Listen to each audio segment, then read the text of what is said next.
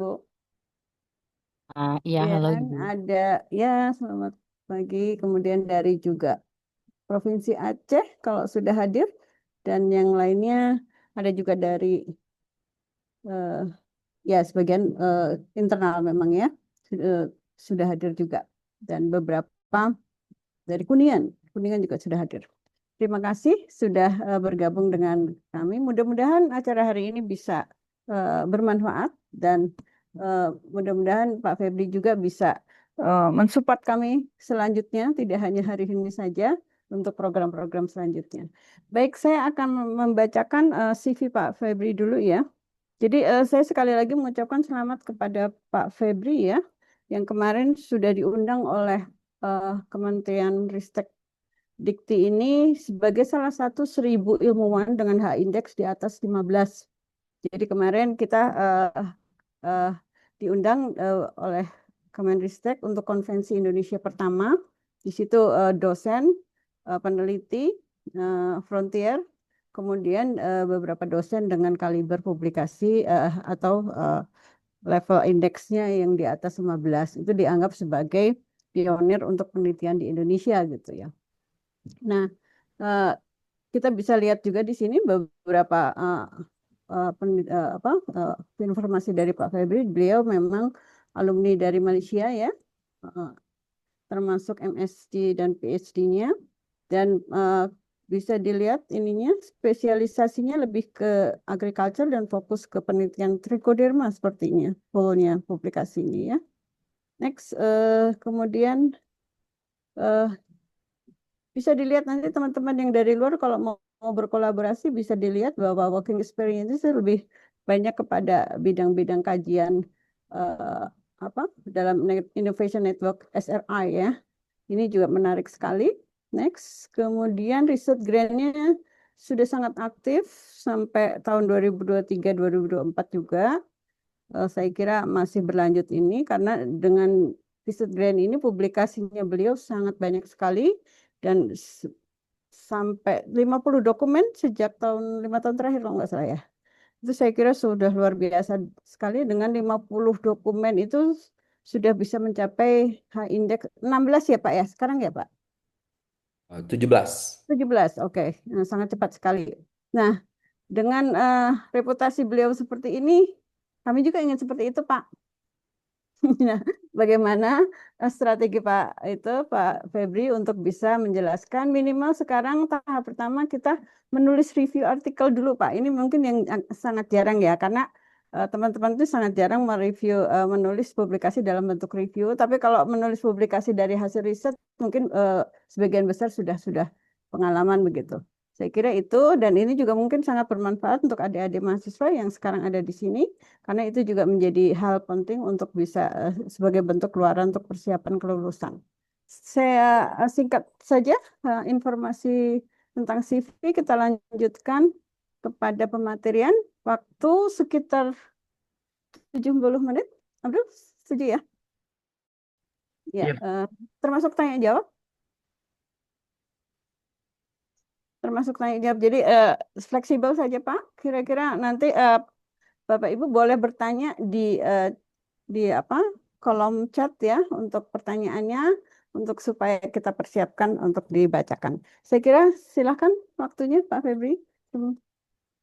Iya, terima kasih Bu Asri for your very generous introduction dan Abdul yang udah organize webinar hari ini dan mudah-mudahan webinar hari ini bisa jadi inspirasi untuk kita semua untuk mulai menulis review. Um, Oke, saya akan share screen. Um, Nanti kalau ada kendala, saya udah share slide-nya ke Kang Abdul, nanti mungkin bisa di share. Oke, ya, kelihatan ya slide-nya. Oke. Eh, ya, jadi hari ini sebenarnya eh, kita informal aja dan saya akan banyak memberikan tips dan hands on nanti. Mungkin kita bisa lihat secara langsung gimana step by step yang sebenarnya saya kerjakan ini sejak di Unpad gitu ya. Dulu biasanya kalau masih di Malaysia saya mengerjakan review sendiri nulis gitu ya. Dan setelah di Unpad saya mendapatkan banyak ide untuk mulai menerapkan dengan mahasiswa gitu ya. Nah, hari ini sih kita akan lihat apa sih review artikel dan jenis-jenisnya dan gimana cara menulisnya gitu secara mudah gitu ya. Em, Oke, kita lanjut aja. Nah, ini outline dari workshop hari ini. Apa itu review artikel? Lalu apa aja sih advantage-nya review articles dan types-nya review artikel? Apa aja jenis review artikel gitu. Lalu sedikit kita bahas tentang tips dan triks gimana menulis review artikel dan strukturnya gimana. Dan software yang biasa kita pakai di review artikel juga saya akan explain nanti. Dan ada practical session dengan Q&A nanti. Itu nanti kita akan handle sama Kang Abdul dan tim dari Pusdi. Em, ini pertanyaannya ya, karena sebenarnya banyak yang masih skeptikal di kita ya di Indonesia tentang review artikel ya, terutama di internal Unpad sendiri masih banyak resistensi kenapa harus review artikel gitu ya. Ini adalah manfaat dari review artikel. Kenapa gitu ya? Kita harus menulis review. Pertama, tentu kita pengen organize dan synthesize existing knowledge gitu. Lalu kita pengen ngelihat, apalagi kalau kita trennya di riset, kita memang berkecimpung di riset, kita pengen lihat gaps dan trends dari riset suatu topik. Nah, kita perlu nulis review artikel karena kita pengen lihat future directionnya seperti apa, gaps risetnya seperti apa. Nah, itu perlu review artikel untuk ngelihatnya gitu ya. Dan obviously review artikel ini sangat bermanfaat bagi policy makers, researchers untuk memahami kompleks topik menjadi something yang kita summarize dalam review artikel. Dan yang paling penting adalah untuk establish expertise kita di bidang tertentu gitu. Kalau saya sih untuk me-influence global research dengan trichoderma di rice dan plant microbe interactions di rice ya biasanya nulis review artikel itu menunjukkan saya sebagai leading expert di bidang tersebut gitu. Makanya kepentingan menulis review artikel lebih ke dalam personal branding juga kalau di saya gitu ya. Oke, nah, nah ini yang paling penting. Kenapa kita menulis review artikel juga karena eh, sitasi itu lebih banyak di review artikel dibandingkan dengan artikel biasa gitu. Yang Bu Asri bilang tadi, contohnya di KSTI, seminar yang konvensi yang diadakan oleh Kementerian Pendidikan. Nah, itu juga melihat H indexnya. Kita bisa agree, you may like or dislike, tapi in the end of the day, people will always look at your H index gitu. Itu paling paling dasar gitu ya. So kita nggak bisa bilang oh nggak penting H index. Obviously yes sekarang itu. People will always look at your H index, regardless you like or dislike gitu ya. Lalu yang tadi bahwa yang paling penting lagi saya akan highlight bahwa no work or no materials needed. Kalau kita nulis riset artikel, we need to invest a lot of money, banyak gitu. Bahkan kalau di pengalaman saya di Q1 di tim kami itu butuh at least 50 sampai 100 juta untuk satu paper gitu, Q1 yang hedge impact-nya tinggi gitu. Tapi di review artikel itu nggak ada modal sama sekali, nggak ada modal, gratis gitu ya. Asalkan mau atau tidak saja untuk nulis review artikel ya. Dan ini sangat ideal bagi orang yang punya funding yang limited ya. Kecuali Bapak Ibu punya unlimited funding, nggak apa-apa fokus di research. Tapi sambil fokus di research juga kita fokus di review artikel karena nggak butuh funding yang banyak gitu ya. Ideal untuk scientist yang fundingnya limited. Nah, ini contoh paling sering saya kasih gitu. Ini Nandang Permadi, contohnya mahasiswa S3 saya gitu ya. He came to Unpad dulu 3 tahun lalu dengan nggak ada H index sama sekali gitu. Sekarang baru kemarin selesai S3, dia produce 20 papers ya.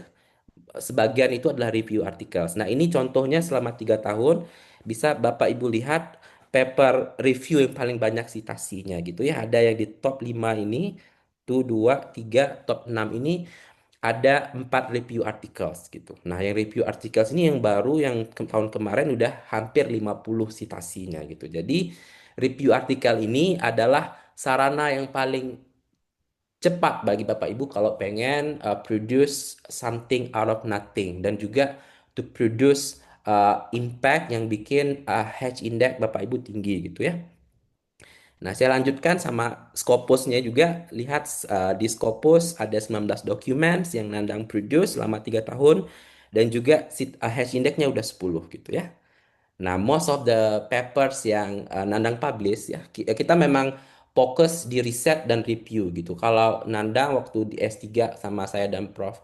Uwais dan Pak Nur eh, sebagian dari tiap 2-3 bulan sekali Nandang publish review yang kita memang push dia untuk publish karena untuk naikin H index gitu ya. Nah, ini contohnya Bapak Ibu ya. Dan juga lihat tren dari citasinya juga naik gitu. Itu mostly karena contribution dari review artikel gitu. Nah, jadi apa aja sih types dari review artikel gitu? Nanti saya akan kasih saran untuk nulis review artikel yang tipe mana yang paling gampang dan cepat gitu ya. Oke, yang pertama ada narrative review gitu. Nah, ini yang paling easiest type of review yang Bapak Ibu bisa tulis gitu. Naratif itu mostly kita menarasikan something saja without really kayak deep down into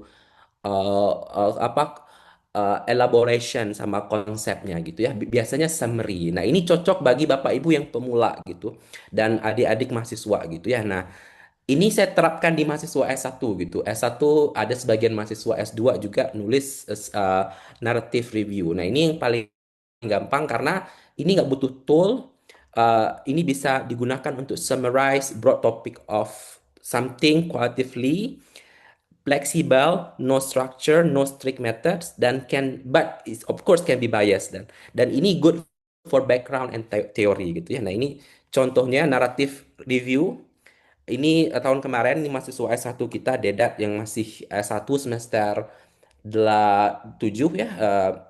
Saya cukup sering bereksperimen sama mahasiswa S1 untuk nulis review. Nah, ini Dedat sebelum selesai S1 dia sudah publish satu Q1. Ini cukup tinggi IF-nya, impact factor-nya 6,2. Tapi ini very easy dan very straightforward ini topiknya. Basically Dedat cuma bikin summary narasi tentang gimana trichoderma itu dapat membantu dalam mengatasi penyakit pada tanaman padi gitu. Nah, it's very easy, straightforward dan bisa dikerjakan oleh siapapun termasuk mahasiswa S1 gitu ya. Nah, ini salah satu contohnya juga. Ini is even lebih simpel lagi gitu ya. Si Salma, mahasiswa S1 juga nulis review tentang penyakit padi namanya Burkholderia glume. Nah, ini juga very straightforward gitu. Dia nulis sejarahnya, penyebarannya dan gimana gitu. Nah, ini juga is very easy gitu. Nah, ini yang disebut sebagai narrative review. Only description of a current knowledge gitu. Only description, nggak usah kayak elaborasi banyak gitu. Only description is enough untuk narrative review. Lalu ada systematic review. Nah, ini agak lebih over lagi gitu. Kalau Bapak Ibu pengen nulis systematic review, tidak masalah gitu. Nah, ini biasanya mahasiswa S2 dan S3 bisa nulis gitu.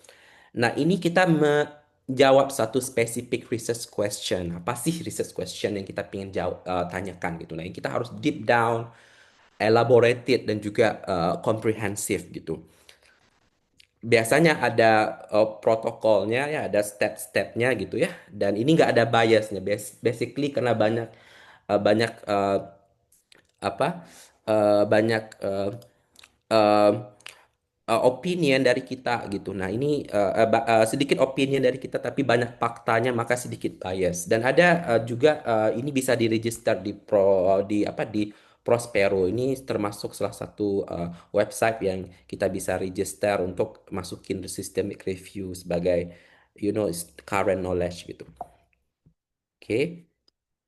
Nah, ini contohnya yang systematic review. Biasanya itu lebih broad topiknya ya. Kita nggak hanya mereview. Misalnya kita mereview tentang sweet basil, tentang kemangi ya, sweet basil gitu. Nah, ini contohnya reviewnya lebih sistemik gitu ya. Kita review tentang botaninya, phytochemistry-nya, pharmacological activities dan juga biotechnological development. Nah, ini kita kerjakan sama mahasiswa S1 kita, S2 Nabilah ya, bimbingan Prof Budi dan Bu Mia. Nah, ini kita ngerjainnya cukup lama ya karena ini banyak kita really systemically mereview semua hal tentang sweet basil ini gitu.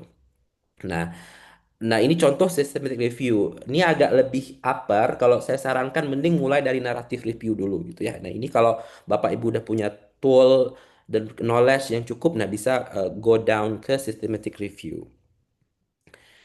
Nah, ini juga salah satu termasuk systematic review yang ditulis sama mahasiswa S2 saya Sulis ya. Bimbingan sama Prof Nia. Nah, ini nulis tentang gimana trichoderma itu dapat meningkatkan drought stress tolerance gitu. Nah, ini sangat deep down dan sangat komprehensif. Nah, ini disebut sebagai systematic review Bapak Ibu ya. Nah, ini ada scoping review. Nah, scoping review ini scope. Kita punya scope tersendiri dalam mereview gitu ya.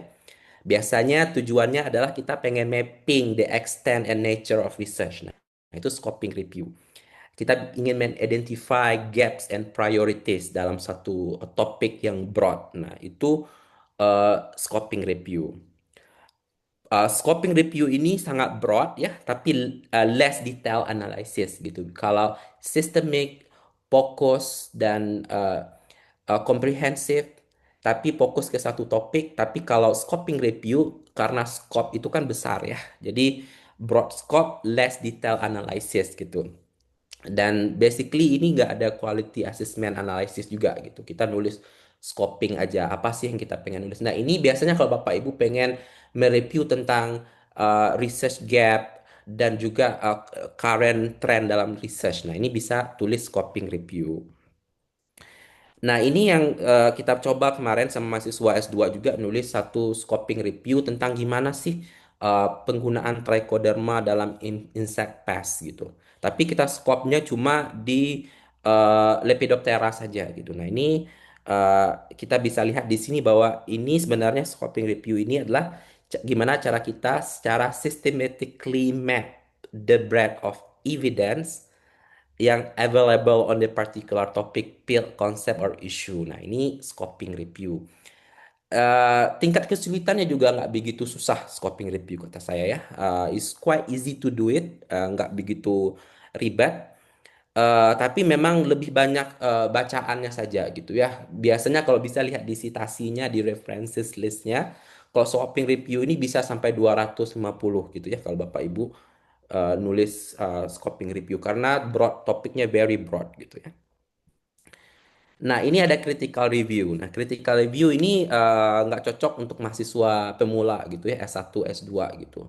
S3 bisa. Biasanya critical review ini ditulis oleh expert di bidangnya gitu. Nah, jadi saya sering dengar nih di apa di prodi apa di sehari-hari bahwa mahasiswa nggak bisa nulis review. Mungkin maksudnya critical review emang nggak bisa mahasiswa nulis. Tapi ada juga mahasiswa yang bisa nulis critical review kalau mau gitu. Nah, because it require a lot of knowledge gitu ya dan juga wisdom quote unquote nulis critical review. Nah, critical review ini agak susah nulisnya gitu ya karena ini mengevaluasi dan strengths dan weakness of satu bidang ya. Dan ini akan meng-offer new interpretation of theories. Nah, ini critical review.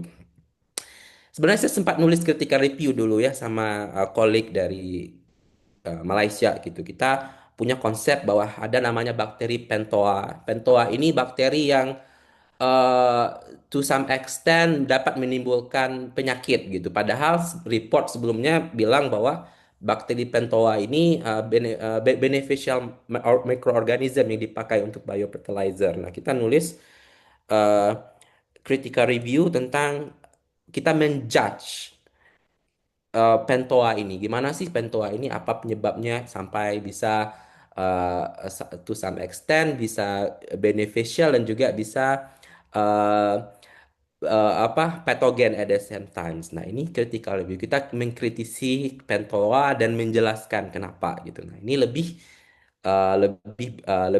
ke analisis gitu, lebih ke analisis gitu ya. Karena kita akan menjudge satu topik dan kita akan come out dengan something yang kita pengen construct sebagai ide-ide dari kita gitu. Gimana ini dibawanya gitu. Nah, ini critical review gitu ya. Nah, ini mungkin untuk mahasiswa apa S1, S2 nggak disarankan untuk nulis critical review, bisa nulis dari yang paling gampang tadi, narrative review gitu ya. Nah, ini integrative review juga agak lebih scope-nya lebih agak susah gitu ya karena ini biasanya mengcombine data kualitatif dari review artikel database yang di Google Scholar atau Scopus gitu ya sama quantitative studies. Nah, ini kalau Bapak Ibu punya data kuantitatif tapi nggak begitu banyak dan tapi pengen bikin review juga untuk nambahinnya. Nah, ini bisa pakai integrative review ya. Nah, ini sebenarnya untuk build comprehensive understanding gitu dari berbagai data yang kita punya gitu ya. Baik itu data empirik atau data data empirical yang kita ambil di lapangan langsung ataupun data yang kita obtain dari database publication misalnya Google Scholar atau Google Scopus ya. Nah, ini biasanya untuk kayak very useful untuk interdisciplinary fields gitu ya di berbagai bidang. Biasanya kalau kita nulis ini fokusnya ke padi dan broadnya lebih ke sosial, science gitu dan environment. Nah, ini biasa kita pakai integrative review. Ini bukan saya yang first authornya, ini Prof. Gary Harman, is the leading scientist on trichoderma, a friend of mine dari Cornell. Nah, kita nulis gimana trichoderma mampu meningkatkan fotosintesis. Selain data dari fotosintesis pada tanaman, saya data dari Google Scholar dan juga dari database yang disebutkan tadi gitu ya. Kita juga pakai empirical studies yang kita ambil dari berbagai kolik ya. Ini contohnya, kalau kita ngebahas tentang photosynthesis, gene expression, kita ambil juga data empirical dari berbagai sumber ya yang kita gunakan, termasuk kita melakukan eksperimennya sendiri gitu ya. Nah, ini agak lebih susah Bapak Ibu integrative review gitu ya. Tapi Bapak Ibu punya data, empirical data yang Bapak Ibu pengen combine sama data kualitatif, nah Bapak Ibu bisa uh, uh, basically produce integrative review. Oke. Nah, ini yang lebih simpel lagi, namanya mini review ya. Mini review itu short and focus, short dan fokus. Covers recent and emerging topic often invited by journals. Nah, ini banyak yang suruh biasanya mahasiswa S1 lebih enak nulis mini review dibandingkan naratif sebenarnya. Karena mini review ini very straightforward, even lebih simple daripada naratif review gitu ya. Tapi lebih simpel tapi lebih fokus gitu, fokus dan very short. Nah, biasanya untuk yang mini review ini kita harus cari topik yang quote unquote seksi gitu ya. Kalau topik biasa biasanya kita nggak bisa jadikan mini review gitu. Kita harus cari topik yang quite recent, jadi bahan debat, jadi bahan omongan gitu. Nah, kita bisa nulis review artikel, mini review. Ini contoh bukan saya yang nulis, ini kolik saya dari Malaysia. Ya, ini simple banget mini reviewnya. Bapak Ibu lihat ini di sini ada mini review tulisannya gitu ya. Ini saya edit waktu saya jadi editor di Prontis. Nah, ini it's quite simple tapi ngasihin ini Bu Yola sama Pak Nur topiknya juga itu di kemarin di KDU kalau nggak salah ya tentang gimana biotization atau immunization pada plants tissue culture gitu. Nah, ini dia pengen ngelihat apa advantage dan disadvantage-nya gitu. Good or not kalau kita ngasih biotization atau bioinoculant untuk ke tanaman pada tahap explant gitu ya. Very concise Bapak Ibu. Uh, that summarize and synthesize the key development in specific research area and topic. Nah, it's very concise article gitu. Oke. Okay? Lalu ada bibliometric review. Nah, ini to be honest saya kan ngerjainnya sama Bu Anggita ya, mahasiswa S3 di Unistima Malaya. Nah, ini is quite something new juga buat saya gitu ya. Kemarin I met a friend di Malaysia, dia bilang ada satu lagi review yang sebenarnya is even easier to do it, you know. Namanya bibliometric review. Kita cuma ngelihat tren dari research aja gitu, pakai data bibliometrik ya. Nah, ini biasanya uses citation data and trends. Ada softwarenya biasanya kita pakai kemarin WS dan Scopus. Kita bisa ngecek tren research topik tertentu di sana gitu yang bisa kita jadikan paper ya. Nah, ini kita pengen lihat untuk apa sih tren ke depannya gitu ya. Ini ada juga software yang bisa dipakai namanya Post Viewers dan Sitespace. Nah, ini contohnya si Nurulizati ini friend of mine. Nah, dia banyak sekali produce bibliometric analysis. Ini simple banget saya lihat papernya gitu ya, tapi ada software tertentu yang bisa kita pakai gitu ya. Nah, ini focusing on bibliographic data. Jadi kayak kita ngelihat topik tentang ini si Izati pengen lihat climate change, food security dan public health gitu. Nah, dia tiga topik ini dilihat secara perspektif bibliometriknya dari citasinya, siapa aja authorsnya, apa aja keywordsnya ya untuk melihat dan memahami tren dari riset tersebut. Gimana sih trend of researchnya gitu. Nah, nah itu contoh beberapa dari types of review artikel gitu ya. Nah, lalu gimana sih structure of a review article gitu. Nah, sebenarnya Bapak Ibu juga sudah tahu gitu ya review artikel ini sebenarnya ada yang bebas strukturnya ya, ada yang ada eh, pakemnya dalam penulisan strukturnya ya. Kalau kalau di naratif atau di sistematik gitu ya, atau sistematik itu bisa meta analisis tadi ya. Ada uh, um, kalau naratif, scoping, review dan juga mini review kita nggak butuh metodologi ya. Tapi uh, kalau review artikel seperti type of review artikel seperti bibliometric, meta analysis atau to some extent systemic review nah butuh metodologi gitu. Biasanya introduction, main body, discussion dan conclusion gitu. Tapi bebas juga apa dari strukturnya. Itu tergantung sama jurnalnya yang kita targetkan di mana gitu ya. Oke. Nanti saya akan ditujukan secara hands-on gimana satu persatu ini ya tips and tricksnya. Tapi secara garis besar sih seperti ini tips dan tricksnya ya. Kita harus melihat topik dan biasanya kalau kita kita punya sesi brainstorming sama mahasiswa biasanya kalau saya gitu ya. Lalu kita akan paparkan apa aja sih topik yang relevan yang dipakai bisa kita explore gitu. Kalau biasanya kalau mahasiswa S1 kami minta untuk nulis review artikel sesuai sama risetnya gitu ya. Nanti saya tunjukkan contohnya gimana kita bangun uh, judul sama outline-nya step by step gitu. Nah, yang kedua itu kita bikin outline-nya. Kalau kita udah dapat topik dan title, kita bikin outline-nya. Nah, outline-nya kita juga bisa bikin banyak AI sekarang yang kita bisa exploiting untuk bikin outline-nya. Nah, kita biasa pakai multiple databases untuk ngecek eh, sama nggak outline kita bikin sama paper sebelumnya, tren outline-nya seperti apa cara bikinnya gitu, dan juga topik yang dibahas itu bisa pakai, of course bisa pakai multiple databases kayak Scopus, Google Scholar, PubMed gitu ya. Nah, juga harus stay organized ya, harus ada kalau Bapak Ibu biasa pakai eh, apa misalnya split set gitu terserah gitu ya atau mau pakai Mendeley gitu untuk eh, untuk referencing manager juga nggak masalah ya. Kita juga selanjutnya kita bisa grupkan findings by themes and trends gitu. Nah, ini bisa dibikin dalam bentuk table gitu ya.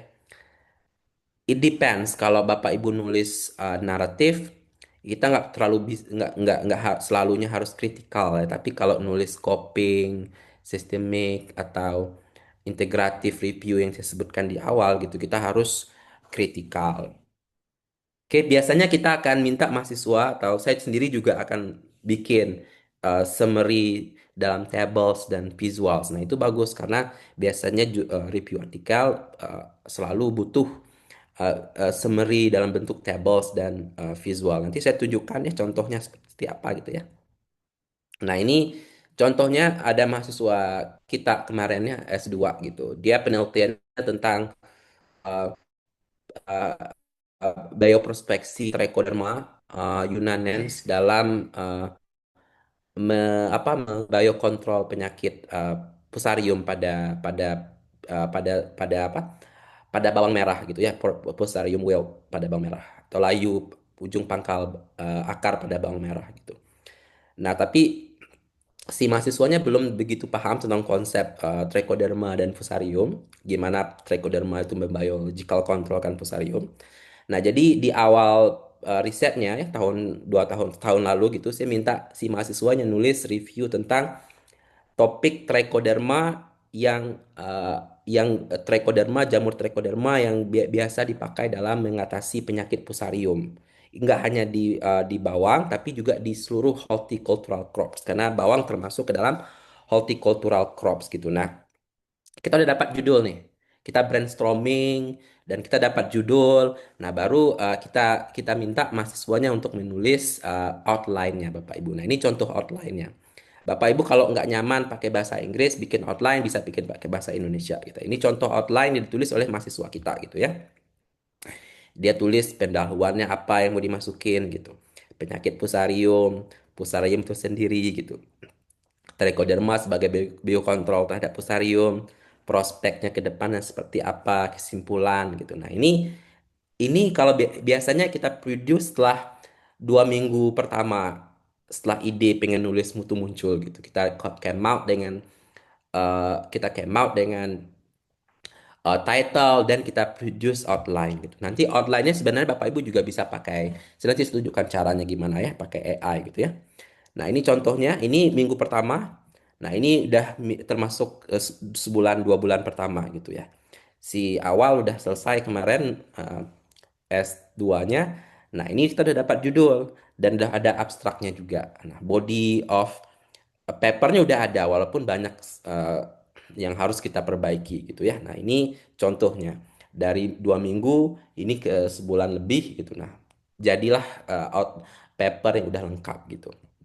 Nah, ini lumayan. Papernya kemarin publish di Cogent Food and Agriculture. Ini Q2, impact faktornya cukup tinggi 2,9 gitu ya. Nah, jadi very fast publication Bapak Ibu. Receipt kita submitted tanggal 9 April dan publishnya 14 Agustus. Precisely setahun yang lalu gitu ya. Nah, ini contoh gimana kita memperdayakan resources yang ada di lab untuk menulis gitu ya. Nah,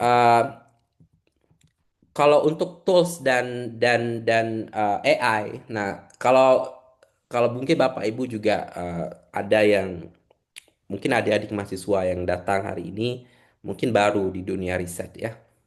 Tapi bagi orang lama gitu, dulu nggak ada banyak tools dan AI yang bisa kita pakai. Nah, sekarang ini udah banyak ya untuk toolsnya. Nanti saya tunjukkan satu-satu toolsnya. Ada kalau misalnya nulis bibliometrik kita bisa pakai Force Viewers, ada Chat GPT Bapak Ibu ya. Fortunately very useful. Ada Quillbot. Nah, ini saya sebutin lagi Quillbot gitu ya.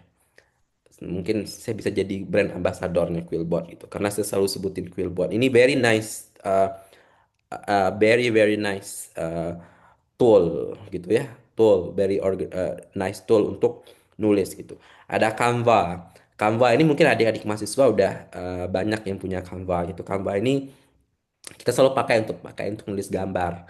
Tentu kita juga punya software yang kita beli seperti Adobe. Nah, Canva ini yang paling murah gitu ya. Dan bisa dipakai banyak template-nya. Ada Grammarly. Nah,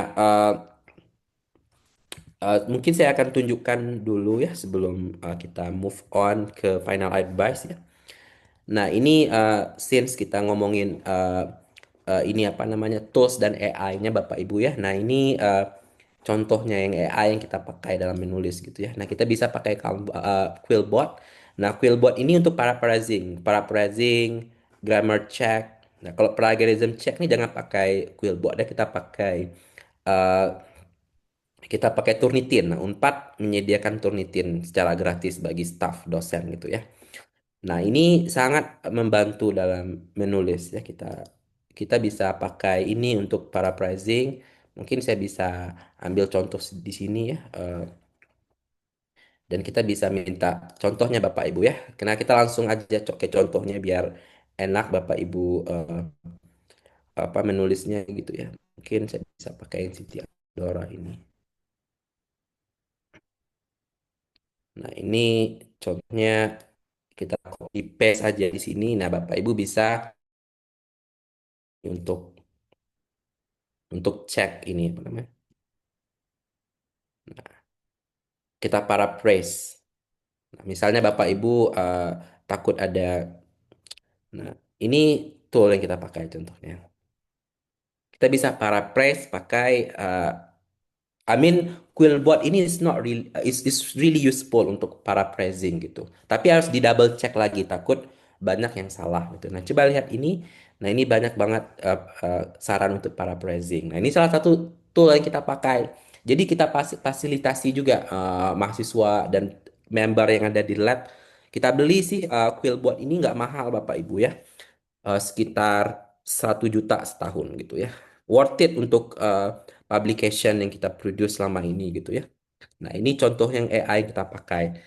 Kita juga bisa pilih yang academic mode gitu untuk paraphrasingnya gitu. Nah, ini untuk mereduce similarity Bapak Ibu ya. Kita juga bisa bikin simple, shorten, custom, semuanya bisa di sini ya.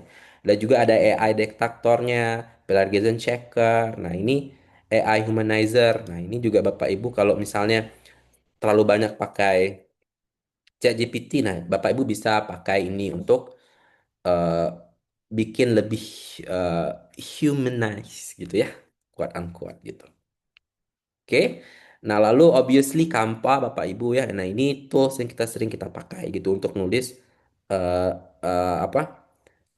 eh gambar gitu. Ini contoh apa? Gambar yang ditulis oleh Reza mahasiswa S2 kita. Nah, ini eh, pakai oh ini algae yang nulisnya. Nah, pakai pakai Canva. Nah, sometimes juga hati-hati Bapak Ibu ya jangan sampai ada apa uh, ada copyright infringement ya. Biasanya kalau gambar kita akan beli kalau misalnya nggak ada di kita beli di apa di Shutterstock gitu kalau memang nggak ada di apa namanya di Canva template-nya gitu. Nah, ini nandang. Semua kita masukin di sini semua Bapak Ibu ya. Kita beli murah kok sekitar 800 ribu setahun gitu Canva ya. Nah, ini banyak dipakai oleh mahasiswa gitu untuk nulis ini. Obviously Bapak Ibu ya, saya pengen tunjukkan sekarang ada lagi gratis ya. Gemini. Nah, Gemini ini lagi ngasih gratis selama setahun lebih ya. Bapak Ibu bisa pakai email Unpad untuk Gemini ini lebih bagus daripada ChatGPT Bapak Ibu ya.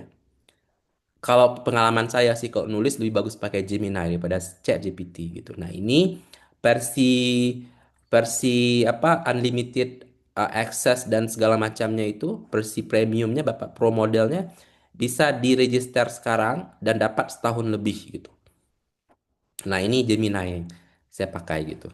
Ini udah Pro kalau Bapak Ibu lihat sebelah kanan ini udah Pro. Nah, ini biasanya saya pakai juga untuk nulis-nulis gitu. Ya. Nah, ini Gemini sebagai salah satu AI yang bisa kita pakai dalam menulis review artikel. Dan obviously our favorite ChatGPT gitu ya. Nah, ChatGPT ini bisa dipakai untuk nulis.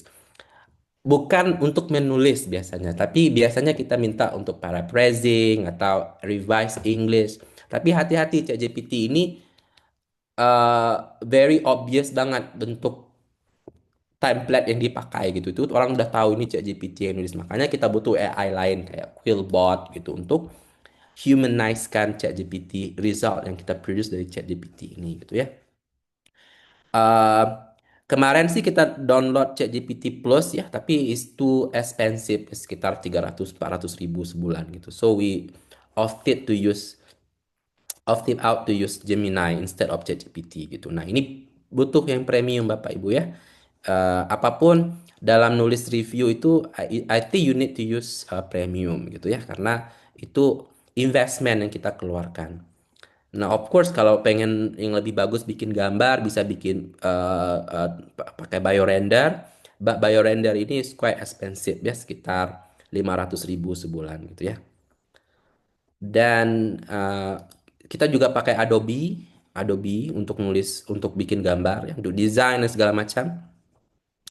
Karena kita punya mahasiswa, ya, I'm going to show you. Nah, mahasiswa ini biasanya pakai Adobe nulis untuk bikin gambar gitu. Nah, Bapak Ibu terserah sih preferensinya mau bikin seperti apa. At least ini tool yang kita pakai dalam menulis ya. Nah, ini biasanya si awal pakai Adobe. Nah, ini contohnya gambar kita bikin pakai Adobe gitu. Kalau Bapak Ibu pengen, ini Adobe is not that expensive juga ya. To be honest ya, is like berapa sih kemarin, sekitar 300.000 sebulan ya. Worth banget bagi Bapak Ibu kalau untuk invest nulis review artikel ya. Dan that's the tools yang kita pakai dalam nulis ya, dalam nulis review artikel gitu. Nah, ini advice-nya eh, untuk nulis ya harus follow journal guidelines, lalu look at the examples jurnalnya seperti apa gitu. Biasanya kalau di tim kita, tim kami, kita biasanya akan langsung lihat contoh jurnalnya, target jurnalnya mana, reviewnya seperti apa. Kita udah formatkan dari awal gitu ya. Kita harus follow jurnal styles dari awal. Kan beda-beda jurnal, beda-beda pula mindsetnya, quote unquote gitu ya. Nah, kita harus follow gitu. Kita bisa pakai reference manager, kita bisa dapat feedback dari mentors dan peers, revise, revise, and revise gitu ya.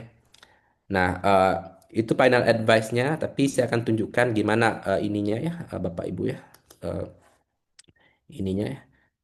Eh, Sebelum nanti ke Q&A, nanti kalau ada pertanyaan follow up silakan, tapi saya ingin tunjukkan gimana saya dan tim di ini ya, di live nulis gitu. Ini contohnya folder yang kita bikin gitu ya. Setiap paper yang udah kita draft, kita masukkan ke sini gitu. Nah, beda mahasiswa, beda-beda papernya. But I'm going to show you. Ini contoh yang paling baru, Siti Adora. Siti Adora ini mahasiswa TA sekarang ini. Nah, Siti Adora ini salsa kita panggil ya. Itu pengen penelitian tentang trichoderma gitu ya. Dia pengen uh, biological control trichoderma pada lead gitu ya, pada lead ini timbal ya. Nah, jadi kita minta dia nulis review, tapi sebelum nulis review yang Bapak Ibu saya sebutkan di awal tadi, kita akan came out dengan uh, kita akan came out dengan title-nya dulu gitu. Nah, since mahasiswanya interested to do something on trichoderma untuk biological bioremediation pada lead ya. Nah, kita akan tulis review tentang ini gitu. Ini contohnya. Nah, ini very raw. Kita just like produce this kemarin gitu. Of course, seperti yang saya sebutkan tadi gitu. Kita harus nulis outline-nya dulu. Nah, topiknya udah ada. Lalu kita nulis outline-nya gitu. Intro. Lalu si mahasiswanya udah produce kayak karakteristik dan impact of lead gitu ya. Lalu saya minta nulis yang lebih detail gitu. Biasanya kita come out dengan judul dulu gitu. Judul dan ini. Nah, ini masih very raw but I can show you later on yang lebih bagus gitu ya. But ini contohnya mahasiswa S1 yang nulis gitu ya. Tapi kalau Bapak Ibu punya judul, Bapak Ibu bisa bikin ininya apa outline-nya. Nah, ini contoh yang lebih proper gitu ya. I think you know. Algae. Jadi it's really algae is really Algifari gitu. Talented banget anaknya gitu. Nah, tahun kemarin sih dia mulai nulis gitu ya. Nah, ini contoh yang kita produce. Kita pengen lihat gimana trichoderma itu produce different kind of enzymes gitu ya. Nah, ini a systematic review Bapak Ibu ya, untuk anak S1 is quite difficult untuk nulis systematic review gitu. Nah, ini contohnya. Kita start dari judul dulu, intro, lalu outline-nya gitu. Nah, ini contoh beberapa ini topik yang kita sedang bikin review sekarang gitu ya. Nah, untuk bikin ininya Bapak Ibu ya, mungkin saya bisa masuk kalau ada waktu, masih ada waktu kayaknya. Eh, kita bisa eh, start dari ini dulu bikin outline sebenarnya Bapak Ibu ya. Nah, ini contohnya. Ini paling simpel aja ya mungkin kalau Bapak Ibu punya topik gitu. Nah, ini bisa tanya ChatGPT aja gitu. Misalnya saya pengen nulis review tentang eh, mungkin the roles of misalnya saya sekarang minat untuk bikin review tentang gimana sih the roles of uh, microbes misalnya ya.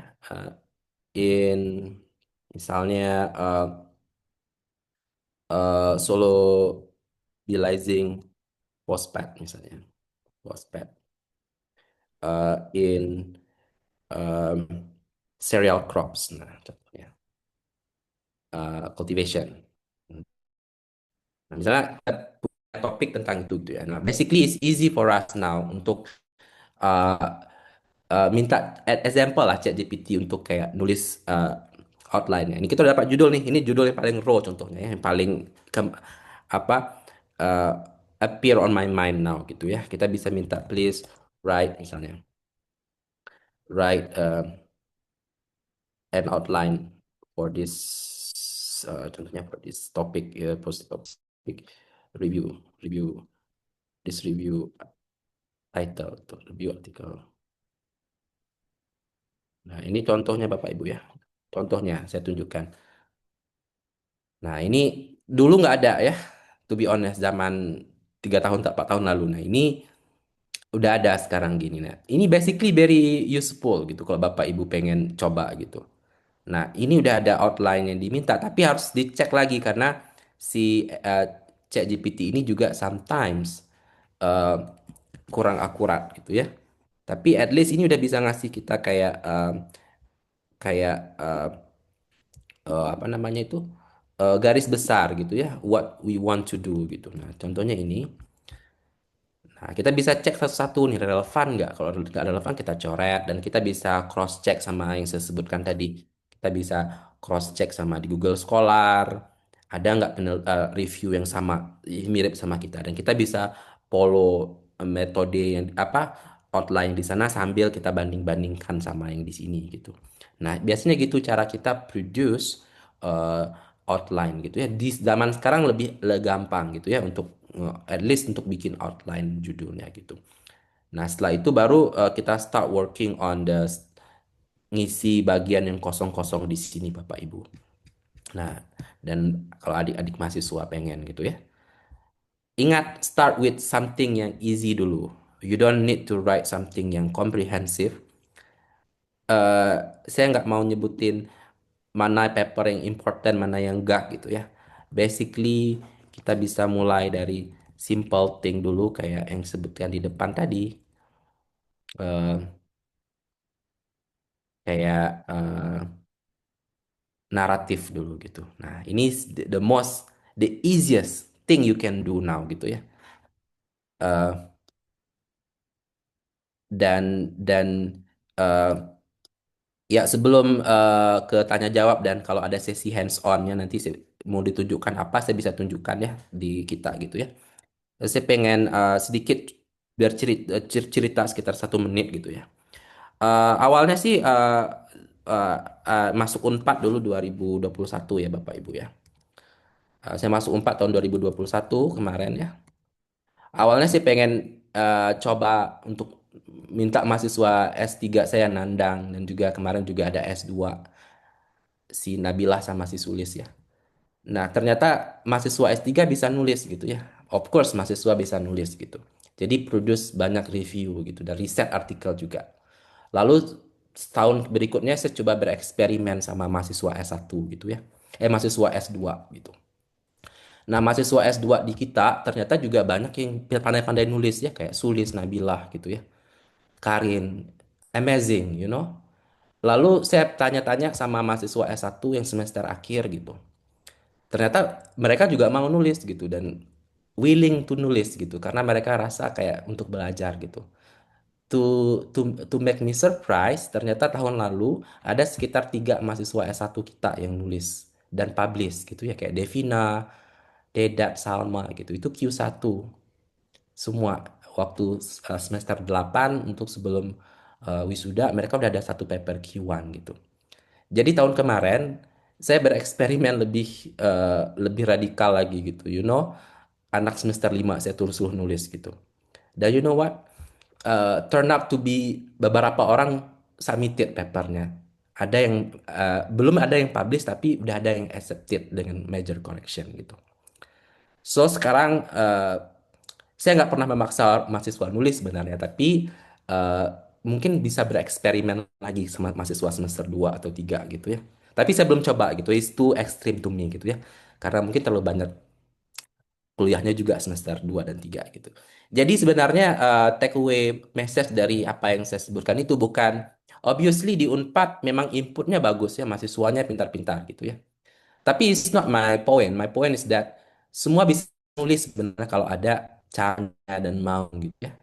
It's easy to write review gitu. Kalau riset itu agak susah karena kita harus punya apa namanya punya riset dulu baru kita nulis. Tapi review ini literally anybody can write, even mahasiswa semester 5 S1 gitu. Nah, ada sih beberapa mahasiswa semester 2 dan 3 sekarang yang contacted. Nah, saya masih mikir-mikir nih gimana bagusnya gitu. Takutnya but it's really nice kalau mahasiswa gitu. Tapi kita pengen cara yang lebih bagus gitu, yang lebih terstruktur. Mahasiswanya nggak overwhelming sama riset, sama nulis, sama kuliah gitu. Tapi easy to write now itu dengan AI, dengan bantuan AI. We don't say AI itu harus gunakan AI, tapi AI itu bisa membantu gitu ya dengan cara yang benar gitu ya. Dan kita banyak tools yang bisa kita exploit gitu dan is this possible now untuk nulis? Bukan di zaman yang 10 tahun 20 tahun yang lalu kita source of information itu susah dan juga kita nggak kayak sekarang gitu ya kemajuan teknologi gitu. So just wanna share with you all ya bahwa kemarin eh, di biologi sih alhamdulillah sih mahasiswanya pintar-pintar ya to be honest dan mostly high impact semua ya. Dan sekarang kita sedang berusaha untuk biar mahasiswa S1 bisa punya lebih banyak lagi yang bisa menulis gitu ya. Oke, ada pertanyaan kita langsung hands on aja nanti. Misalnya Bapak Ibu punya pertanyaan tentang cara itu, please let me know. Nanti kita akan langsung hands on. Saya tunjukkan step by stepnya. Ini I will be very brutally honest caranya gitu ya. Dan ini saya memang minta mahasiswa saya juga untuk ngajarin yang lain cara-cara gampang untuk menulis review artikel ya. Oke, Bapak Ibu, kembalikan ke Bu Asri dan Kang Abdul. Silakan. Baik, terima kasih Pak Febri. Menarik sekali ya, Bapak Ibu ya. Jadi kita bisa bereksperimen untuk bisa memberdayakan skill mahasiswa itu dari beberapa level apa pembelajaran dari mahasiswa begitu ya. Yang menarik memang sepertinya untuk S3 wajib menjadi first author untuk beberapa publikasi, juga S2. Sedangkan S1 tidak wajib, tapi ternyata terbukti juga bisa. Jadi nanti untuk adik-adik S1 yang ada di sini, jangan takut untuk mencoba ya. Jadi saya kira ini menjadi satu support untuk bisa meningkatkan kepercayaan diri untuk bisa menulis. Tapi mungkin untuk mahasiswa di level dasar ya Pak Febri, kita bisa bereksperimen dengan tugas-tugas terstruktur yang selama ini buatkan ringkasan sederhana dan sebagainya. Kita coba improve lagi menjadi suatu bentuk mini review sederhana. Setidak-tidaknya kemampuan literasinya kita perdalam dengan mengarahkan kepada penggunaan AI. Mungkin seperti itu ya Pak Febri ya. Baik, ini saya kira bisa menjadi latihan mereka di level semester 2, 3, 4 sehingga semester 5 seharusnya sudah punya eksperimen publikasi sehingga tugas akhir sudah pasti akan banyak sekali outputnya. Itu untuk di level mahasiswa. Dan berarti Kalau mahasiswanya produktif, berarti dosen pembimbingnya juga akan terangkat juga gitu proses publikasinya. Dan dengan demikian juga dosen-dosen bisa membuat suatu tulisan sendiri sesuai dengan bidang keahliannya. Saya kira begitu untuk materi yang disampaikan. Sekarang saya berikan waktu untuk tanya jawab Bapak Ibu atau adik-adik semua yang ingin bertanya. Ada raise hand satu. Siapa Abdul ini? Hmm, Bu Yola. Bu, iya, ya, Silakan, Wila. ya. Terima kasih Bu Asri. Terima kasih Pak Febri atas pemaparannya. Eh, Pak Feb, jadi gini, aku pernah menemukan di beberapa jurnal, dia itu seperti ini, apa namanya, mereka punya AI untuk mengecek chat GPT. Jadi kan ada juga beberapa jurnal yang thanks to chat GPT gitu ya, maksudnya itu dia menggunakan chat GPT gitu. Nah, aku pengen tahu seberapa jauh sih kita bisa menggunakan ChatGPT atau AI untuk pembuatan review artikel. Itu yang pertama. Yang kedua, kan pernah nih aku punya pengalaman, misalnya kita mentranslate nih satu paragraf. Satu paragraf pakai ChatGPT gitu kan. Kalau misalnya kita pakai DeepL atau pakai Google Translate, itu kan ini ya apa maksudnya itu masih nggak bagus gitu. Sedangkan kalau kita bikin prompt di AI, kita pakai translate satu paragraf itu kan akan memudahkan gitu. Nah, ketika dicoba di AI detector itu jadi 100% milik ChatGPT gitu. Sedangkan awalnya yang menggunakan bahasa Indonesia itu adalah milik kita gitu. Kita hanya menggunakan tools itu sebagai translator gitu. Nah, itu gimana sih tips dan triknya gitu untuk mentranslate uh, keseluruhan paragraf gitu. Oke, Bu Ila ya. Em, Oke, ini kita udah cari sebenarnya. Oke, I wanna be brutally honest aja lah hari ini ya, semua semua orang gitu ya. Em, mungkin sebelum menjawab pertanyaan Bu Yola, mungkin saya akan address beberapa isu tentang AI begitu ya. Nah, AI ini gitu ya kita gitu ya. Kita bisa pakai AI untuk gitu. Itu is very big no-no karena banyak salahnya gitu ya. For sure, kalau if you're asking question on history di AI, which I like history gitu, banyak salahnya gitu. So AI itu nggak akurat, ChatGPT gitu ya. Dan I've tried with Gemini juga kurang akurat. Kalau mereka yang nulis, yang kasusnya Bu Yola, sebenarnya kita udah nulis sendiri pakai bahasa Indonesia gitu ya. Which all my student did gitu. Kalau my students biasanya mereka nulis sendiri dengan grammar yang salah dan kadang konsepnya nggak koheren. Tapi yang kita minta sama AI, mereka akan bantu untuk bikin koheren, benar nggak? Benar. That's it. Nah, itu kalau kita cek di ini di AI detektor, even Turnitin juga sebenarnya ya kalau Bapak Ibu sadar gitu. Itu kalau ada juga yang namanya AI detektor itu bakalan merah semuanya gitu ya. Nah, ini gimana cara 100% untuk ya. ya, itu gimana caranya gitu ya. Eh I can show you something misalnya ya untuk gimana cara menghilangkan eh eh, ini yang paling gampang aja ya. Kita coba lihat di sini. Saya akan coba share screen gitu ya. Dan ini selalu kita pakai gitu ya. Of course ada trik lainnya juga yang nanti saya add on gitu. Gimana misalnya itu hampir nggak ada ke detect AI-nya gitu ya. Misalnya kalau Bapak Ibu can see yang Siti Adora nih aja gitu. Nah ini yang paling raw ya contohnya. Ini ditulis oleh sama si Salsa ini ya. Saya coba revise kemarin gitu. Nah ini sebenarnya banyak eh, contohnya ini deh saya minta ChatGPT misalnya. Karena ChatGPT ini punya bahasa sendiri yang ya, apa kayak intricate gitu kan. Dia pakai dash itu yang itu. Nah, itu juga sebenarnya misalnya kita minta ChatGPT revise, please revise contohnya. Nah, ini udah kita tulis nih. Kita nggak pakai ChatGPT nulis gitu ya. Di Salsa ini udah nulis sendiri. Kita bisa minta ChatGPT revise misalnya kalau kita rasa ini kayaknya masih raw banget tulisannya ya. Sometimes ChatGPT itu gak bagus dalam ini. Nah, ini misalnya ini. Nah, eh, nah kalau kayak gini nih, is very obvious AI gitu, yang ada dot dua ini gitu.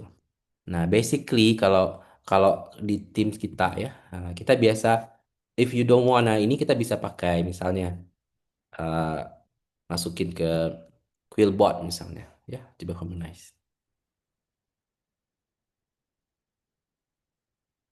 Nah, ini udah lebih harmonize gitu. Tapi ini eh, nah, nah ini udah lebih humanize gitu. Kalau if you wanna reduce AI gitu ya, tapi jangan pakai AI dulu untuk nulis gitu. Tapi you can reduce the AI gitu ya. Maybe kita bisa masukin balik ke sini gitu. Ke misalnya kita bikin ini baru deh. Kita bikin draft baru gitu ya. Nah, kita bisa masukin ke sini gitu. Nah, nah, kita baca lagi ini juga masih masih nggak ilmiah gitu. Makanya kita revise lagi di kita sendiri gitu ya. Nah, kalau biasanya siap akan revise secara pribadi gitu ya. But there are also significant problem. Um, mhm,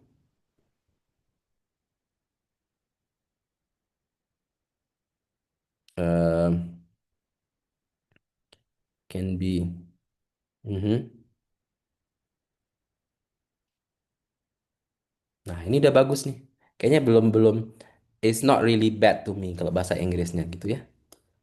Nah, biasanya juga Bu Yola kan punya kolega yang dari Jepang atau dari UK gitu. Nah, kita paper di kita tuh kita punya trik tersendiri gitu ya. Nah, ini Bapak Ibu harus exploit. Nah, ini udah bagus nih contohnya. Tadi dari AI banget, nah kita pakai Quillbot udah nggak ada AI-nya gitu. Tapi still to me masih banyak work need to be done di sini gitu ya. Di sini gitu. But I don't have any idea untuk nge-revise ini. Tapi if as time goes I will revise this for sure gitu. Oke. Tapi Bapak Ibu ya, kalau Bapak Ibu punya makanya kalau pergi conference atau pergi kemana-mana gitu ya. Ini very brutally honest, I wanna tell you ya. Cari kolega atau orang yang bisa kita ajak publikasi bareng gitu ya. Nah, ini bagusnya untuk bisa ngebantu kita dalam merevisi gitu. Merevisi bahasa Inggris gitu. Karena bahasa Inggris kita walaupun saya tahu Bapak Ibu dan adik-adik semua nulisnya bagus gitu ya.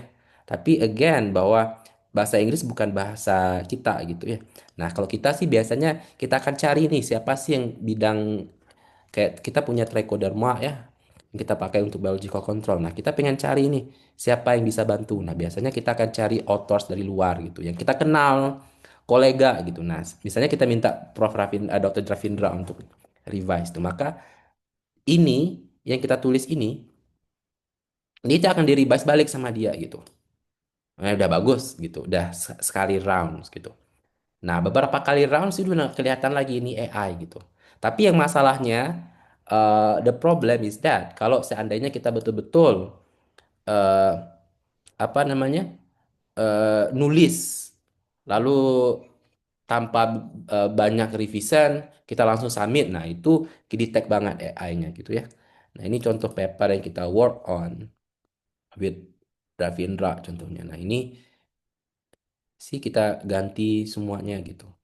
Nah, kita minta Prof. Norman Uphoff untuk revise. Dia ganti semuanya, literally everything, you know. Nah, kayak gini.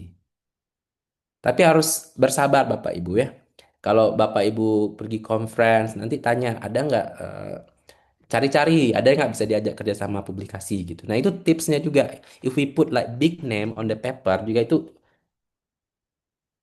eh, gampang gitu untuk apa namanya, untuk accepted juga. Nah, ini contohnya nih. Dari yang ini tadi, ya, Bu Yola tanya tadi. Nah, ini kalau disampai sama Prof. Sensei-nya Bu Yola di Jepang, ini udah habis ini. Udah di merah semua jadinya gitu. Nah, nggak ada lagi ininya. Apa namanya? AI-nya gitu ya. AI-nya. Mm-mm. Nah, that's how we work gitu ya. But sometimes juga kalau nggak, most of the time I'm always have my colleague untuk revise gitu. Tapi juga I will definitely revise this gitu ya. Tapi jangan ini langsung dipakai gitu. Yang dari Siti tadi, Siti Salsa, Siti Adora tadi, langsung submit. Jangan langsung ini kita masukin ke ini bisa, tapi di revise lagi gitu. Karena AI ini akan ketahuan gitu, for sure akan ketahuan gitu ya untuk ini gitu. Ada AI detektornya gitu. Dan AI ini obviously ada bahasa yang kita kita tahu bahwa itu AI, misalnya intricate gitu. Nah, itu ini that's how we write gitu ya. That's how we write. Be nice to others. Misalnya Bapak Ibu ke conference nanti minta ini gitu. It's always good to have collaboration. Misalnya punya kolaborator dari luar gitu ya. Eh bisa gitu. Hmm. Nah, bisa. Makanya harus cari dari luar gitu. Nah, itu tips dan triksnya juga dalam menulis gitu ya. Jangan simply pakai ChatGPT langsung copy paste gitu. Itu boleh, mahasiswa masih bisa sampai ke tahap sana, tapi kita akan minta pakai AI, pakai tools lain untuk nge-humanize kan gitu. Nah, selain itu juga we basically can revise lagi sampai nggak ada kelihatan AI-nya, lalu kita minta kolega kita dari luar misalnya untuk nge-revisi lagi bahasa Inggrisnya gitu. Bahasa Inggrisnya, strukturnya, sintaknya gitu. Nah, itu sampai akhirnya nggak ada AI lagi gitu ya. Oke, Bu Yola, that's my inilah my two cents opinion about that gitu. Mungkin Bu Yola juga punya pengalaman juga bisa share how is you doing that kalau biasanya. Alhamdulillah Pak, kemarin kita baru dapat apa apa Rianti yang mahasiswa S1 juga yang baru tamat itu udah accepted, udah publish juga baru kemarin. Apa namanya? Cuman yang ini yang kita kebingungan, sebelumnya aku juga nggak tahu ya kalau misalnya ada tipe-tipe review yang kayak critical review itu juga dapat pengalaman apa ilmu tambahan gitu ya dari Pak Febri kalau misalnya ada berbagai macam review. Nah, sebelumnya aku itu coba kan baru baru setahun 2 tahun inilah ini dapat mahasiswa bimbingan dan ya sama juga try and error kayak Pak Febri mahasiswa untuk menulis apalagi yang berhubungan dengan TA-nya mereka gitu. Jadi memudahkan mereka untuk belajar juga. Nah, cuman aku yang masih kebingungan itu adalah sejauh mana kita kan tadi pakai ChatGPT sebelumnya, tapi Pak Febri udah jelaskan penggunaan ChatGPT itu sampai sejauh mana. Cuman ada beberapa yang aku lihat kalau misalnya nih di jurnal dia itu masih kayak apa? Ada notification gitu kayak statement jangan gunakan ChatGPT karena mereka juga punya AI yang bisa mendeteksi ChatGPT gitu. Nah, jadi tapi sekarang aku belum pernah coba ya. Aku kan mau submit nih, tapi bukan review artikel. eh, Meminta bantuan ChatGPT untuk mentranslate gitu. Cuman kan mentranslate kalau misalnya kayak metode itu kan lebih memudahkan kalau kita pakai satu paragraf kita translate gitu ya. Nah, tadi Pak Febri juga kasih tips kan ya Pak ya kalau misalnya kita coba humanize dulu gitu. Jadi ya kemungkinan akan aku coba humanize dulu pakai Quillbot. Quillbot ya Pak ya tadi ya. Yeah, you can get from I got premium Quillbot, nggak usah. Nah, Kita Nah, punya. dapat Quillbot gitu. Jadi mau coba dulu pakai Quillbot, terus ngelihat nanti ngedeteksi apakah terdeteksi atau enggak gitu. Kalau misalnya terdeteksi, misalnya kita full pakai AI translate-nya, tapi misalnya kita kan translate dari bahasa Indonesia tuh yang bahasa Indonesia pure milik kita sendiri, pure pemikiran kita sendiri, tapi kan ketika ditranslate jadi AI gitu, AI punya gitu. Jadinya tulisan itu kepemilikan AI. Nah, itu belum aku coba sih apakah bisa apakah terdeteksi gitu kalau misalnya kita translate terus kita copy paste langsung gitu.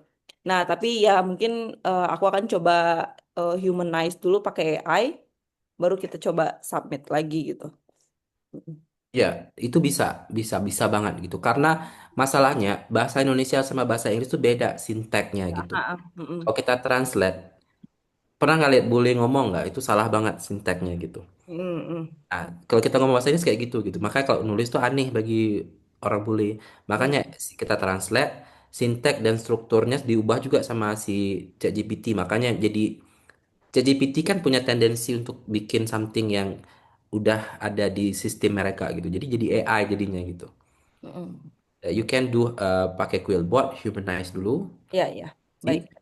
Lalu minta kolega yang misalnya yang if you have colleague dari luar gitu, nah they can Help ya. revise lagi gitu, which Ya, is how we work lah. ya, ya. Itu Yap. is totally fine untuk nulis kayak gitu. Mm. Kecuali kita minta ChatGPT nulis tuh jangan, karena Ya, banyak jangan. Nah, error banget gitu. nah, nah. Siap, siap. Terima kasih Pak Febri Ya, sarannya. iya, oke, Ya, ada pertanyaan Pak Febri dari Ayu. oke dari Apakah? Ayu. Ya, Selamat pagi Pak. Sebelumnya terima kasih teman.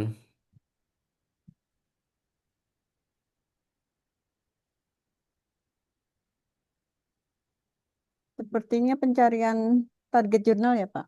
Ya, kalau di ini sih ya di Elsevier itu kan ada journal findernya ya. eh Ya itu juga bisa dipakai ya berdasarkan eh, topik gitu ya dan abstrak gitu. Kalau belum punya abstrak, apakah ada cara cepatnya gitu? Ada gitu ya. Kalau kalau saran saya sih gini ya, kalau nulis gitu. Eh, Misalnya sih kalau kita punya eh, referensi kan nulis biasanya kita udah ada judul misalnya. Let's say kita udah punya judul dulu gitu ya. Kalau kita udah punya judul, sebenarnya kita bisa cari di Google Scholar gitu ya. Setipe sama judul kita gitu. Sebobot sama judul kita. Kita cari dulu, kan muncul paper-paper yang di sana gitu. Nah, kita bisa pilih dari situ. Oh, ternyata gini, ada beberapa jurnal atau ada beberapa artikel yang mirip sama paper kita, lalu kita download, kita cek gitu. Nah, itu bisa jadikan sebagai jurnal target gitu. Lalu kalau eh, ada cara lain, ada lagi cara lain gitu ya. Cara lain kalau kalau si apa tadi ya si Ayu tadi udah punya draftnya gitu, tapi belum ada abstraknya gitu. Kan Ayu juga mensitasi paper ya. Nah, biasanya paper yang kita citasi di belakang itu cek dari jurnal mana gitu. You can judge. Oh, ternyata eh, apa? eh, bagusnya di sini, nya di sini gitu. But uh, ini very brutally honest ya hari ini. Caranya biar cepat gitu ya. Dan since Unpad ini memfasilitasi ya uh, kita dalam ini gitu ya. I can show with you something yang belum banyak dieksploit Ayu ya. Nah ini Ayu bisa ini apa Unpad Elsevier uh, Publishing Agreement.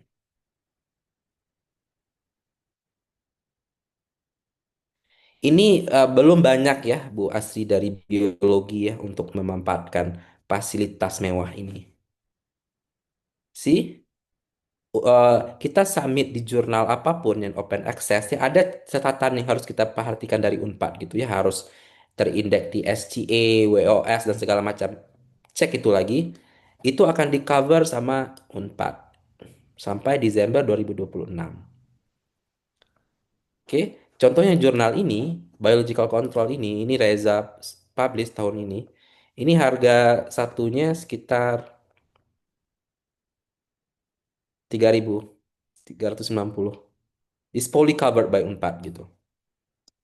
Nah, ayo cari jurnal yang open access. Yang Bu Yola juga Arianti kemarin juga di Wiley. Nah, itu juga mahal 2.000 3.000 juga gitu. Open access itu lebih tend to be easier to get accepted gitu ya. Dan open access IU ya is tend to have more citation gitu karena kan available freely gitu. Nah, cari yang open access yang easy for you gitu ya, but I can show to you. Sometimes jangan main yang hash indexnya tinggi gitu. Cari yang hash indexnya biasa aja kalau paper IU masih naratif gitu ya. But I can show you. Misalnya ada beberapa paper yang kemarin itu eh,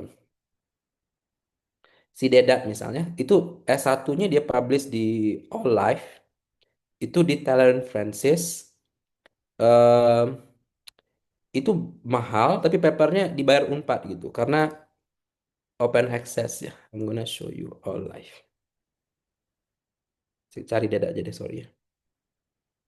Nah, De- Bu Yola juga selalu publish di open access gitu, dibayar sama Unpad. Nah, ini basically you can eh, cari review, itu review tuh gampang di open access gitu ya. But I'm going to show you mana ya All Life.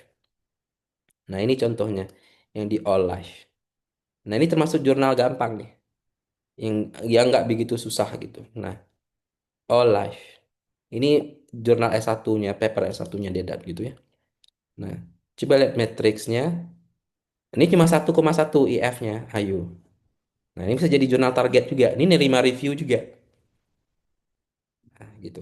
Gitu caranya kita. Kita biasanya cari jurnal. Kita cari makanya lebih enak tuh kalau kata saya sih gini. Judul punya, abstrak punya. Kita cari jurnal targetnya dulu gitu. Itu itu success rate-nya lebih tinggi loh. Karena kalau di tim kita gitu ya, rejection rate-nya itu kurang dari eh, 30% gitu. Rejection rate-nya less than 30% gitu. Karena kita udah tahu nih, misalnya Dedak nulis, kita udah cari tahu misal Thomas nulis gitu. Dia udah tahu di jurnal apa yang mau disubmit gitu. Di jurnal mana gitu. Biasanya yang open access. Unpad sih masih mau bayar sekitar 2 tahun lagi gitu. Nah, ini yang belum banyak yang kita exploit. Di kimia udah banyak gitu ya. Di kimia itu rata-rata open access semua gitu. Paper publikasinya itu lebih gampang. Dan itu nggak ada yang tahu.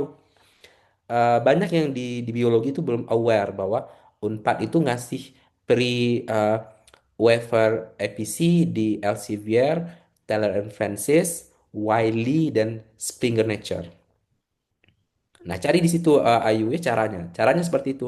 Cari jurnal target dulu. Itu jauh lebih gampang dan sukses uh, rate-nya itu kalau di kita sih di atas 80% gitu. Kalau kita udah targetkan dari awal bentuk jurnalnya, iramanya, flow-nya, kita udah tahu nih kok kayak gini jurnal ini, nah ini maunya ini gitu. Kadang jurnal kita bagus kayak si Algi kemarin jurnalnya itu bagus banget, tapi kita coba submit di jurnal yang nggak kita targetkan, memang rejected. Katanya oh terlalu panjang lah, terlalu inilah gitu. Nah kita udah tahu nih jurnal ini terima tipe paper ini. Gitu. Pas itu review artikel gitu. Nah ini Bu Yola juga kirim nih. Nah ini nggak banyak yang nggak tahu ini. Ini banyak yang nggak tahu yang Bu Yola share barusan. Nah, yang Bu Yola share barusan. Nah ini banyak yang tidak tahu dan harusnya kita udah mulai memanfaatkan nih.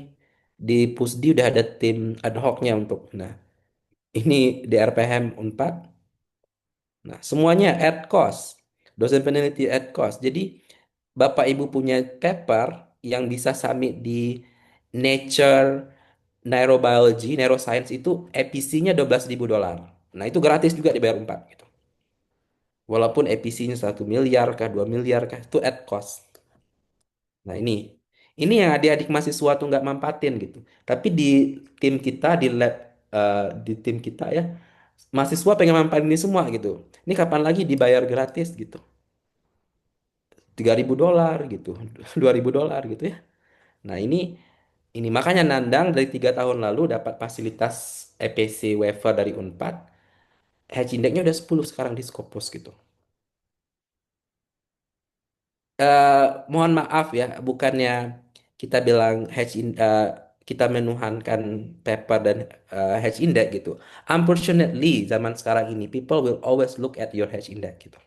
Regardless how good you are, people will always look at how much is your hedge index. Sorry banget, that's the reality Bu Asri dan teman-teman yang lain gitu ya. Bener Unless banget sih apa ya? ya, Bener banget. benar Bu Yola, unless you are Nobel Prize winner, nggak masalah nggak punya paper gitu ya.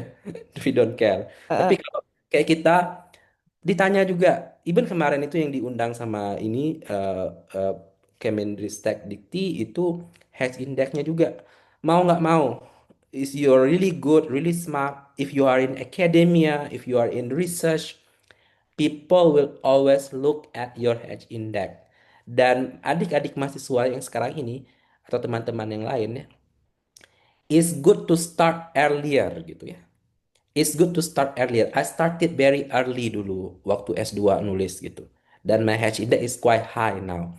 If you start late, udah selesai S3 udah jadi dosen mulai nulis, is really difficult you to catch up.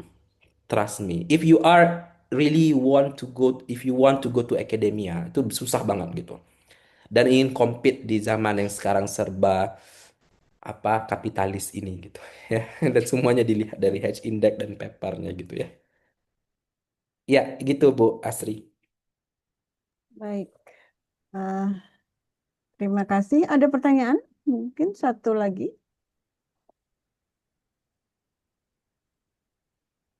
Kalau tidak ada pertanyaan, Pak Febri, eh, mungkin ada kesulitan dari teman-teman atau adik-adik mahasiswa semua, bagaimana kita mencari source eh, apa artikel, Pak. Terutama misalkan untuk systematic review ya, kita biasanya harus menampilkan Prisma seperti itu. Nah, kita harus juga dengan memunculkan kata kunci, kemudian bagaimana yang di apa di ditolak atau yang kita terima itu proses pencarian reviewnya itu seperti apa ya Pak? Sorry, artikelnya. eh iya, kalau saya sih sangat tradisional sih orang. Saya nggak belum tahu yang lain pakai tools apa ya. Saya belum pernah pakai Prisma, to be honest, Bu Asri ya. Saya Mhm. nggak mau bilang pernah. Tapi kita biasanya pakai untuk nyari source ya. Kita biasanya pakai Google Scholar aja. Tapi nggak semua yang bisa kita akses gitu ya. Eh, dan semua saya nggak mau bilang apa yang Skyhub itu ya. Tapi sampai juga nggak bisa diakses gitu Skyhub itu di Unpad juga ada di ban ya kalau nggak salah ya. Kalau itu pertanyaan Bu Asri gitu ya. Kalau untuk resources sih, kalau saya sih, saya nggak tahu yang lain ya. Tapi dulu Unpad punya kerjasama untuk bisa download gratis dari Elsevier. Dan sebagian juga paper di Elsevier bisa dipakai. Kalau kita pakai internet IP addressnya Unpad, kita udah bisa automatically ini. Kalau pergi ke Paus ya, itu pertanyaan Bu Asri tadi ya, kalau nggak salah Betul, ya. betul. Ya, Nah, kalau pergi ke Paus, saya bisa tunjukkan ini. Kalau Unpad sebenarnya memfasilitasi ya kita semuanya. Saya akan tunjukkan, eh, saya bisa tunjukkan something yang, hmm, nah ini di Unpad ini, e-jurnal ini. Nah ini nggak banyak yang nggak tahu juga gitu. Sebenarnya kita difasilitasi sama Unpad. Kayak kita bisa akses Land Francis, Wiley, Cambridge. Kita bisa pakai ini malah statistika ya. Clarivate, kita ngecek jurnal mana yang indeks di mana gitu. Statistika ini kalau Persi berbayarnya mahal nih.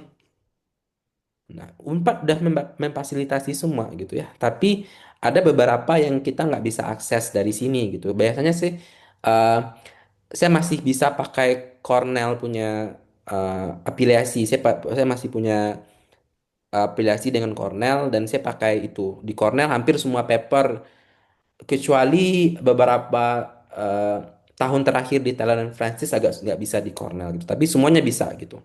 Kalau adik-adik mahasiswa pengen, saya bisa bantu untuk download paper manapun yang mau gitu. Nah, kalau di sini bisa coba dulu yang masih staff Unpad ya. Nah, bisa coba ini dulu gitu. Ya, ya, baik. Terima ya, kasih Pak Febri. Jadi ya, kita nanti difasilitasi Unpad, Bu. Jangan khawatir. ya, saya kira ini menjadi informasi penting ya untuk kita semua dan mungkin tadi juga ada beberapa yang adik-adik mahasiswa atau teman-teman yang sulit mendownload dengan fasilitas yang ada di Unpad pun bisa minta tolong Pak Febri ya untuk Ya. eh, kira-kira saya punya judul ini kok sulit di-download Pak, bisa minta bantuan Pak Febri gitu untuk bisa mendownloadkan. Bisa. Saya masih bisa pakai Cornell untuk download. Semua paper bisa di-download. Semuanya. Buku, e-book, semuanya bisa, Bu. Oke, saya kira itu mungkin fasilitas yang bisa kita dapatkan untuk teman-teman hari ini. Terima kasih sebelumnya, Pak. Ya, Eh, Bagaimana Abdul, sudah habis waktunya? Sampai 10.50, Bu. Oh, 10.50. Jadi masih ada tersedia oh, pertanyaan untuk yang lainnya, Bu Yasmi, Bu Tridewi, Bu Desak, Bu Nunus. Standby?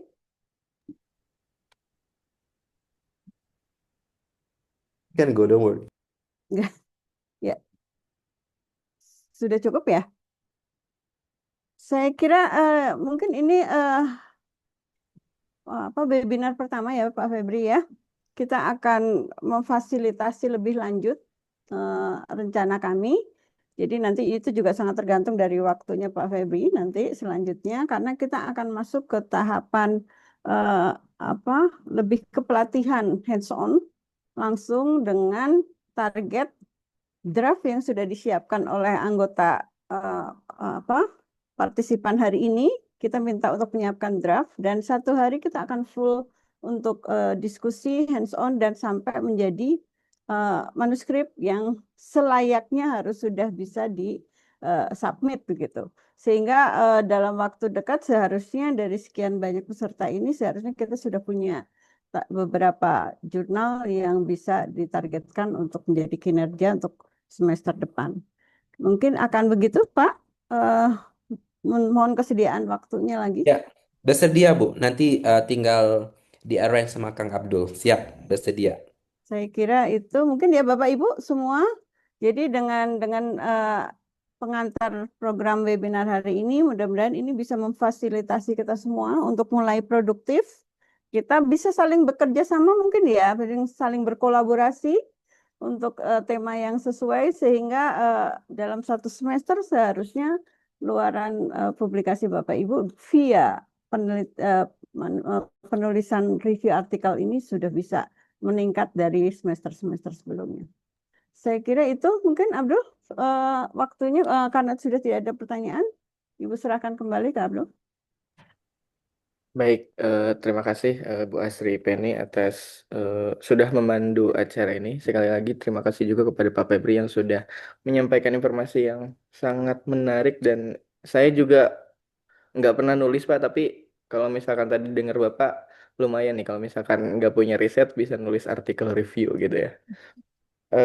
Iya, untuk selanjutnya mungkin kita ada sesi dokumentasi dan ada pemberian sertifikat untuk Pak Febri.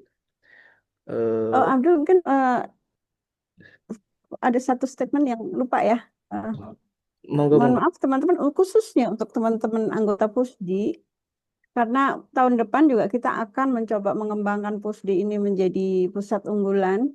Jadi kita minta anggota-anggota Pusdi juga bisa mencantumkan eh, ins- apa afiliasi Pusdi di dalam paper sehingga ini akan bisa meningkatkan eh, level dari Pusdi ini untuk bisa meningkat menjadi pusat unggulan gitu ya. Jadi untuk sementara kita memfasilitasi semua kebutuhan Bapak Ibu, silakan kebutuhan apa yang diinginkan untuk bisa kami bantu sehingga Pusdi ini bisa berperan untuk kinerjanya Bapak Ibu. Saya kira begitu mungkin. Sekali lagi Abdul, terima kasih. Bisa Bu, nanti dimasukkan Pusdi juga. Ya, terima kasih Pak. Siap, baik. Terima kasih. Eh iya, selanjutnya kita akan melakukan pemberian sertifikat. Siva bisa dibantu untuk sesi dokumentasi.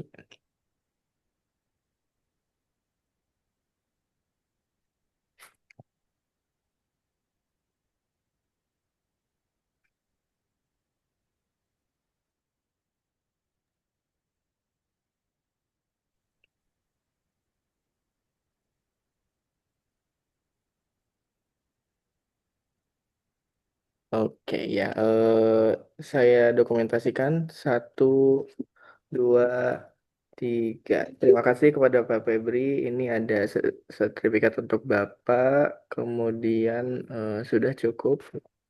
Siva, terima kasih. Baik.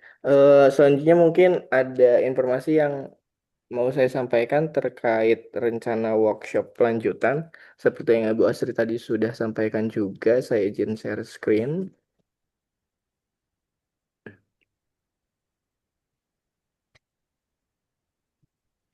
Iya, ini Bapak Ibu, jadi rencananya kami akan melaksanakan workshop atau pelatihan offline. Lagi-lagi bersama Pak Febri yang kalau misalkan kemarin saya cantumkan H-indeksnya tuh masih 16 Pak, tapi tadi saya cek di Scopus ternyata sudah jadi 17, jadi memang luar biasa sekali eh, apa ya meningkatnya sangat pesat gitu ya. Ini saya coba izin sampaikan. Jadi nanti kita akan melakukan pelatihan offline. Jadi full day, 1 hari. Kita coba siapkan dari eh, draft peserta yang akan mendaftar. Kemudian kita coba kupas tuntas bersama Pak Febri untuk menjadi manuskrip yang siap submit. Eh, Mohon maaf, ini apakah sudah muncul ya?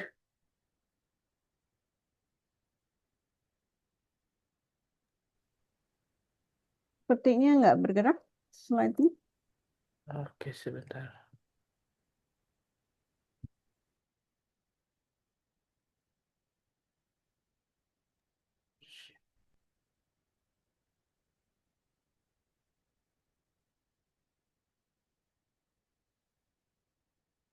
Atau bisa dinarasikan saja. Tuh. Iya, Bu, sebentar. Ya, eh sedikit ada kendala, mohon maaf Bapak Ibu. Jadi kita akan melaksanakan kegiatan workshop offline ini pada tanggal 27 September 2025 dengan biaya pendaftaran 550.000. Hanya khusus untuk peserta yang daftar hari ini ada potongan diskon khusus sebesar 50%, jadi menjadi 275.000. Itu nanti akan dapat fasilitas makan siang, kemudian coffee break, sertifikat, dan grup eksklusif. Pesertanya terbatas hanya untuk 20 orang, itu terbuka untuk umum, jadi internal maupun eksternal Unpad bisa mendaftar. Kemudian untuk peserta yang sudah mendaftar dan membayar nanti akan diundang ke dalam WA Group untuk mendapatkan arahan lanjutan terkait penulisan sebelum hari H. Eh, Nanti akan saya share informasinya di grup webinar yang sekarang. Jadi silakan Bapak Ibu mendaftar untuk mendapatkan potongan harga sebesar 50.000. Mungkin demikian yang bisa saya sampaikan. 50% maksudnya atau 50.000? 50% Bu. Oh, 50% ya. Jadi dari 550 jadi 275.000. Khusus yang daftar hari ini. Seperti itu mungkin yang saya sampaikan. Barangkali sudah selesai kegiatan webinar hari ini. Terima kasih sekali lagi kepada Pak Febri dan Ibu Asri, Ibu Bapak anggota Pusdit dan teman-teman mahasiswa yang lain. Semoga informasi yang disampaikan oleh Pak Febri dapat bermanfaat dan bisa menambah wawasan kita semua. Eh, saya tutup. Assalamualaikum warahmatullahi wabarakatuh. Waalaikumsalam. Waalaikumsalam. Terima kasih semuanya, Bu Asri, Kak Ya. Abdul. Terima kasih Bapak Ibu, terima kasih Pak Febri. Terima kasih semuanya, Bu Yola. Tur nuhun, Pak Febri, Bu Ya, Astri. Bu Yasmin. Terima kasih.